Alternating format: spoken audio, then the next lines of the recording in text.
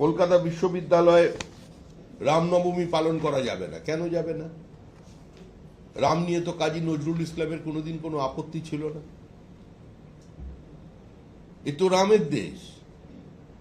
বাঙালি যে দুর্গাপুজো করে সেটাও তো রামের অকাল বোধন। ধরো রাম এখানে বাধাপ্রাপ্ত হবে কেন? রামও থাকবে, রহিমও থাকবে। এটাই তো পশ্চিমবঙ্গ, এটাই তো আমরা দেখে এসেছি। তোমরা আমার বটের ঝুড়িতে সুতো বাঁধো, আমি তোমাদের পীরের দরগায় চিরাগ জ্বালি। এটা তো ছোটবেলা থেকে পড়লাম। এবার নতুন গল্প এখানে শুরু করেছেন, এখানে রাম চলবে না বাবর চলবে।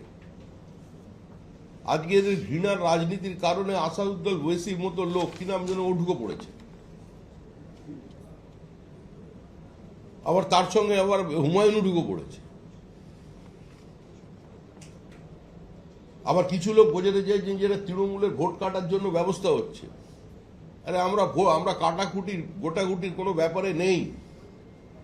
তৃণমূল আর এই যারা এই সমস্ত রাজনীতি করছেন ঘৃণার, এদের মধ্যে কোনো পার্থক্য নেই। হুমায়ুনই তৃণমূল আর তৃণমূলই হুমায়ুন।